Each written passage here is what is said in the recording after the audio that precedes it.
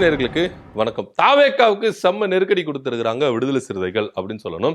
ஏன்னா விடுதலை சிறுத்தைகள் வந்து பாத்தீங்கன்னா தாவேகா கூட்டணியில அங்கம் வச்சிருக்காங்க, கூட்டணி ஆட்சியிலும் அங்கம் வச்சிருக்காங்க. ஆரம்பத்துல நாங்க இங்க குடியரசுத் தலைவர் ஆட்சி வரக்கூடாது அப்படின்றதுக்காகத்தான் அவருக்கு ஆதரவு கொடுத்தோம் அப்படின்னு சொல்லப்பட்டாலும், பிற்காலத்துல அமைச்சரவையில நீங்க உள்ள வாங்க அப்படின்ற ஒரு ஆஃபர் கொடுத்ததுனால இப்போ இல்லைன்னா எப்ப அப்படின்ற ரேஞ்சுக்கு தான் விடுதலை சிறுத்தைகள் என்ன பண்ணாங்க, அமைச்சர் பதவியில உள்ள வரணும் அப்படின்றதுக்காக அவங்க கூட கூட்டணி போயிட்டாங்க. ஆனா தொடர்ச்சியா இங்க ஒரு சூழ்நிலை நிலவுது. தாவேகா தலைமையா வச்சு இங்க ஒரு கூட்டணியை கட்டமைக்கலாம் அப்படின்னு ஒரு முடிவுக்கு காங்கிரசும் தமிழக வெற்றி கழகமும் இங்க முடிவு பண்ணதுனால ஒவ்வொருத்தரையா உள்ள இழுத்துறலாம் அப்படின்னு ஒரு ரேஞ்சுக்கு தான் இருக்கு. ஏற்கனவே திருச்சி கிழக்கு இடைத்தேர்தல்ல திருமாவளவன் அவர்களை நிக்கணும், அவர் அமைச்சர் ஆகணும் அப்படின்னு சொல்லிட்டு தான் தாவேகா முதல்ல என்ன பண்ணாங்க, நகர்வுகளை நகர்த்தினாங்க. இதுல முக்கிய பங்கு ஆதவர்ஜுனா அவர்களுக்கு. ஆதவர்ஜுனா அவர் வந்து பாத்தீங்கன்னா விசிகாவில இருந்துதான் தாவேகாவுக்கு வந்திருக்கிறாரு. அதே போல ஃபர்ஸ்ட் வந்து பாத்தீங்கன்னா திமுகவுக்கு வேலை செஞ்சவர், அதுக்கப்புறம் அவருடைய அரசியல் ஆசான் அப்படின்னு சொல்லப்படுகிற திருமாவளவன் அவர்கள்கிட்ட இருந்து பயிற்சி பெற்று அதுக்கப்புறம் தான் தாவேகாவுக்கு போனாரு. சோ இந்த யாருப்பா இவருக்கு யாருக்கும் மெஜாரிட்டி வரல, யார் நமக்கு ஆதரவு கொடுப்பா அப்படின்னும் போது ஆதவர்ஜுனா திருமாவளவன் கிட்ட நீங்க எங்களுக்கு ஆதரவு கொடுங்க, அமைச்சரவையில் இடம் பெறலாம் அப்படின்னு பல கட்ட பேச்சுவார்த்தைகள் நடந்ததின் பின்புதான் விடுதலை சிறுத்தைகள் என்ன பண்றாங்கன்னா உள்ள வராங்க. ஆனா வெளியில சொல்லிக்கும் பொழுது நாங்க குடியரசுத் தலைவர் ஆட்சி வரக்கூடாது அப்படின்றதுக்காகத்தான் நாங்க சொன்ன. இதை பத்தி மு.க. ஸ்டாலின் அவர்கள் என்ன பண்ணார், தெளிவா விளக்கிட்டார். அப்படி இருக்கும் பொழுது கூட்டணி ஆட்சிக்குள்ள இப்போ அங்கம் வகிக்கிறது ஐயுமெல், காங்கிரஸ், விடுதலை சிறுத்தைகள் 3 பேர் என்ன பண்றாங்க, தாவேகா கிட்ட அங்கம் வகிக்கிறாங்க. சோ இதை ஏன் நம்ம ஒரு கூட்டணியா கட்டமைக்க கூடாது அப்படின்னு தான் பிரவீன் சக்கரவர்த்தி என்ன சொன்னார்னா, தமிழ்நாடு சமூக நீதி முற்போக்கு கூட்டணி அப்படின்றதுல தாவேகா, காங்கிரஸ், விசிகா, சிபிஐ, சிபிஎம், ஐயுமெல் போன்ற கட்சிகள்லாம் இணைந்து நாங்க இந்த கூட்டணியில இருக்கிறோம் அப்படின்னு சொன்னார். இதுக்கு கடுமையான விமர்சனங்களை சிபிஐயும் சிபிஎம்மும் விசிகாவும் முன் வச்சுட்டாங்க. ஏன்னா சிபிஐ சிபிஎம் தெளிவா சொல்லிட்டாங்க, நாங்க இப்பவும் மதசார்பற்ற முற்போக்கு கூட்டணியில தான் இருக்கிறோம், அதாவது திமுக கூட்டணியில தான் நாங்க என்ன பண்றோம், நீடிக்கிறோம் அப்படின்னு சிபிஐ தெளிவா சொல்லிருச்சு, சிபிஎம்மும் தெளிவா சொல்லிருச்சு. விசிகாவும் என்ன பண்ணிட்டாங்கன்னா, இல்ல நாங்க இந்த தமிழ்நாடு சமூக நீதி முற்போக்கு கூட்டணியில அங்கம் வகிக்கல அப்படின்ற ஒரு விஷயத்தை சொல்லிட்டாங்க. ஆனா காங்கிரஸ் இங்க ஒரு கூட்டணியை கட்டமைக்கிறதுக்கு ரொம்ப முயற்சிக்கிறாங்க அப்படின்னு சொல்லப்படுது. சோ அந்த வகையில விசிகாவை அமைச்சரவையில கொண்டு வந்துட்டோம், இன்னும் அவங்களை நம்ம கூட கூட்டணிகள் வரணும்னா திருமாவளவன் அவர்களை இடைத்தேர்தலை நிக்க வச்சு அவரை உள்ள கொண்டு வந்துட்டா அவர் அமைச்சராக்கணும் அப்படின்னு சொல்லிட்டு தான் தாவேகா ரொம்ப விரும்பி கேட்டுக்கொண்டதாக ஒரு தகவல் இருக்கு. இப்போ என்ன ட்விஸ்ட் அப்படின்னு பாத்தீங்கன்னா, சோ இப்போ வந்து தமிழ்நாட்டுல 5 தொகுதிக்கு இடைத்தேர்தல் வரப்போகுது. திருச்சி கிழக்கு, தாராபுரம், பெருந்துறை, மதுராந்தகம், அதே போல அம்பாசமுத்திரம், இந்த 5 தொகுதிக்கு வந்து பாத்தீங்கன்னா இடைத்தேர்தல் வரப்போகுது. இந்த இடைத்தேர்தல்ல திருச்சி கிழக்குல திருமாவளவனர்களை நிக்க வைக்கலாம் அப்படின்னு சொல்லிட்டு தாவேகா ரொம்ப விரும்பினதாக ஒரு தகவல் இருக்கு. ஆனா நான் அமைச்சரவையில இடம்பெற மாட்டேன் அப்படின்ற ஒரு சபதத்தை திருமாவளவனர்கள் எடுத்துக்கொண்டதுனால அவர் தேர்தல் நிற்பாரா அப்படின்ற ஒரு கேள்வி விசிகா வட்டாரத்துல வலம் வருது. ஆனா இதுக்கு மாறாக விசிகா ஒரு டிமாண்ட் வச்சதாகவும் இதை பத்தி திருமாவளவனர்கள் விஜய் கிட்ட டீல் பேசுனதாகவும் ஒரு தகவல் இருக்கு. அதாவது அவங்க அணியில வந்து பாத்தீங்கன்னா நிறைய அதிருப்தியாளர்கள் இருக்கிறாங்க. இப்போ உதாரணத்துக்கு பாத்தீங்கன்னா பனையூர் பாபு இருக்கிறாரு, ஆலூர் ஷானவாஸ் இருக்கிறாரு, அதே போல எஸ் பாலாஜி இருக்கிறாரு. இவங்க எல்லாமே அதிருப்தியில இருக்கிறதா ஒரு தகவல் இருந்தது. ஏன்னா கடந்த முறை இவங்க எல்லாம் எம்எல்ஏவா இருந்தாங்க, மீண்டும் நமக்கு எம்எல்ஏ பதவி கொடுப்பாங்க அப்படின்னு சொல்லிட்டு விசிகாவில அவங்க அந்த தொகுதியில் என்ன பண்ணாங்கன்னா பயங்கரமா வேலை செஞ்சாங்க. ஆனா விசிகாவுக்கு திமுக கூட்டணியிலிருந்து 8 தொகுதி ஒதுக்கினாலும் இந்த 3 பேருக்கும் திரும்பவும் அந்த இடத்துல நிக்கிறதுக்கான வாய்ப்பு கொடுக்க மறுக்கப்பட்டது.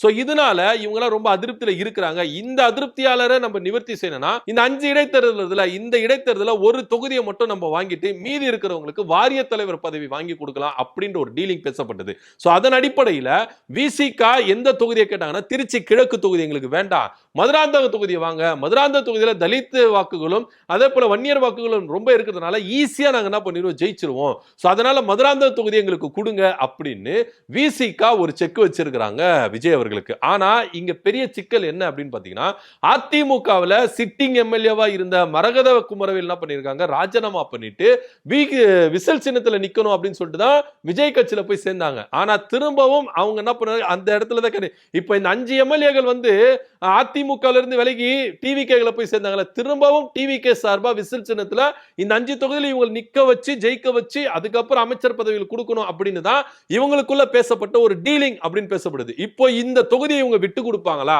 அதுவும் விசிகாவுக்கு விட்டு கொடுப்பாங்களா அப்படின்றா அது ஒரு பெரிய கேள்விக்குறியாவே இருக்கு. இந்த சமயத்துல விசிகா மதுராந்தக தொகுதி தான் எங்களுக்கு வேணும், திருச்சி கிழக்கு வந்து எங்களுக்கு வேண்டாம், மதுராந்தக தொகுதி அதுக்கு பதில் இந்த மதுராந்தக தொகுதி எங்களுக்கு கொடுங்க அப்படின்னு சொல்லப்பட்டிருக்கு. அது போக 2 வாரிய தலைவர் பதவி எங்களுக்கு வேணும். ஏன்னா எங்க கட்சியில அதிருப்தியாளர்கள் நிறைய பேர் இருக்கிறாங்க. ஏன்னா நான் உங்க கூட்டணிக்குள்ள வந்தது ஒரு தப்பா கருதுறாங்க, கூட்டணி ஆட்சிக்குள்ள வந்ததோ ஒரு தப்பா கருதுறாங்க. ஏன்னா எங்களுடைய நிலைப்பாடு இங்க மாறி போதோ அப்படின்னு எங்க கட்சிக்குள்ளேயே பயங்கரமான அதிருப்தியாளர் இருக்கிறாங்க. பலரும் வெளியேற காத்துக்கிட்டு இருக்கிறாங்க. சோ அதனால அவங்கள சமரசம் பண்ணனா ஒரு இடைத்தேர்தல் தொகுதி எங்களுக்கு கொடுங்க, அதுவும் மதுராந்தக தொகுதி வேணும், 2 வாரிய தலைவர் பதவி வேணும் அப்படின்னு விஜயிடம் டீல் பேசுனதாக ஒரு தகவல் இருக்கு. இது முழுக்க முழுக்க விஜய் அவர்களுக்கு வைக்கப்பட்ட ஒரு செக்கா தான் இருக்கு. ஏன்னா விஜய் என்ன கணக்கு போடுறாரு அப்படின்னு பாத்தீங்கன்னா, இப்போ அவருக்கு 107 சீட் இருக்கு, ஒரு சபாநாயகர் போக 107 சீட் இருக்கு. இந்த 5 இவருக்கு போயிருச்சுன்னா 112 மாறிடும். 112ல 6 சீட் தான் அவருக்கு வந்து டிமாண்டா இருக்கும். சோ அப்படி இருக்கும்போது ஏற்கனவே காங்கிரஸ் 5 வச்சிருக்கு, விசிகா 2 வச்சிருக்கு, அதே போல வந்து பாத்தீங்கன்னா சிபிஐ, சிபிஎம், ஐயுஎல் போன்ற கட்சிகள் 2 வச்சிருக்கு. சோ கொஞ்சம் மெஜாரிட்டியை ஏத்துறதுக்கு நமக்கு கொஞ்சம் வாய்ப்பா இருக்கும். ஏன்னா நீங்க காங்கிரஸ் இருந்தாலும், தாவேகா காங்கிரஸ் இருந்தாலும், விசிகா, சிபிஐ, சிபிஎம், ஐயுஎல் போன்ற கட்சிகள் வெளியேறினா இந்த கவர்மெண்ட் ஒரு மெஜாரிட்டி இல்லாத கவர்மெண்ட் ஆயிடும். சோ ஈஸியா இந்த கவர்மெண்ட்டை கவுத்தரலாம். சோ அதுக்காக தான் இந்த 5 தொகுதியிலும், அதனால தான் இந்த 5 தொகுதியிலும் விஜய் என்ன பிளான் போட்டிருக்காருன்னா விசில் சின்னத்துல நிக்க வச்சு ஜெயிக்க வைக்கணும் அப்படின்னு சொல்லிட்டு பிளான் போட்டிருக்காங்க. அது மாத்திரம் இல்லாம அதிமுகவில இருந்து நாங்க சிட்டிங் எம்எல்ஏ பதவி ராஜினாமா பண்ணிட்டு எதுக்கு உங்க கூட வந்து சேர்ந்து இருக்கணும்னு நினைக்கிறீங்க? எங்களுக்குன்னா வேற வழி இல்லைன்னு நினைச்சிருக்கீங்களா?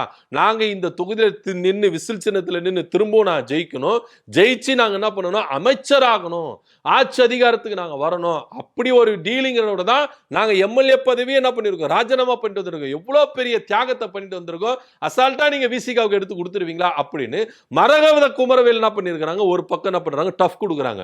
சோ விசிகா என்ன விரும்புனா திருச்சி கிழக்கு விட எங்களுக்கு மதுராந்தக தொகுதி தான் எங்க சமுதாய வாக்கு நிறைய இருக்குது அப்படின்னும் பொழுது நாங்க ஈஸியா என்ன பண்ணிடுவோம், ஜெயிச்சிருவோம் அப்படின்னு தான் விசிகா என்ன பண்றாங்க, மதுராந்தக தொகுதியை கேட்கறாங்க. ஆனா இங்க விஜய்க்கு பயங்கரமான ஒரு தலைவலி.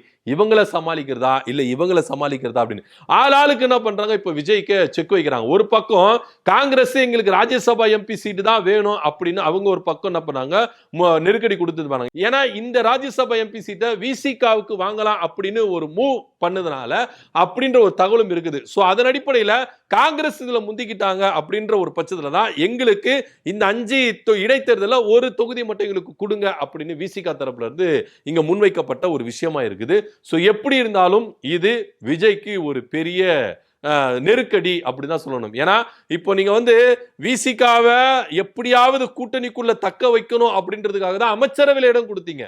ஆனா இப்ப விசிகாவும் தங்களுடைய நிர்வாகிகளை திருப்திப்படுத்தணும், தன்னுடைய கோட்பாடுலையோ தன்னுடைய கொள்கையிலேயோ இடம் மாறினாலும் நாங்க எங்க நிர்வாகிகளை குஷிப்படுத்தணும் அப்படின்றதுக்காகவே வாரிய தலைவர் பதவி வேணும், இடைத்தேர்தலில் எம்எல்ஏ சீட்டு வேணும் அப்படின்ற ஒரு விஷயத்துல மூவ் பண்றாங்களா அப்படின்ற ஒரு கேள்வியும் நமக்கு முன்வைக்கப்படுது. சோ விசிகா தரப்புல இருந்து விஜய்க்கு பயங்கரமான ஒரு நெருக்கடி டீல் பேசுனதாக ஒரு தகவல் இருக்கு. இப்போ விஜய் அவர்கள் என்ன முடிவெடுக்க போகிறார், மதுராந்தக தொகுதி கொடுக்க போறாரா இல்ல திருச்சி கிழக்குல கொடுக்க போறாரா, அது மாத்திரம் இல்லாம வாரிய தலைவர் பதவியெல்லாம் வாரி வாரி கொடுக்க போறாரா அப்படின்ற ஒரு கேள்வி இருக்கு. ஏன்னா வருவங்களை எல்லாரையுமே என்ன பண்ணணும், விஜய் அவர்கள் திருப்திப்படுத்தணும் அப்படின்ற ஒரு இடத்துல தான் விஜய் அவர்கள் இருக்கிறாரு. ஏகப்பட்ட அதிமுக முன்னாள் அமைச்சர்கள், முன்னாள் எம்எல்ஏக்கள், மாவட்ட செயலாளர் எல்லாருமே என்ன பண்றாங்க, அதிரடியா விலைக்கு என்ன பண்றாங்க, தாவேக்காக்கு வராங்க. இப்ப அவங்களே திருப்திப்படுத்தணும். சோ இப்படி எல்லாத்தையும் விஜய் அவர்கள் எப்படி மெயின்டைன் பண்ண போறாரு அப்படின்றத ஒரு பெரிய கேள்விக்குறியா இருக்கு. இதனிடையில தான் விசிகா இப்படியான ஒரு டீலிங் பண்ணிருக்கிறாங்க அப்படின்ற ஒரு தகவலும் விசிகா வட்டாரத்திலிருந்து வெளிவரத பார்க்கிறோம். இதை பத்தியோட கருத்து அப்படி கீழே கமெண்ட் பண்ணுங்க. நன்றி, வணக்கம்.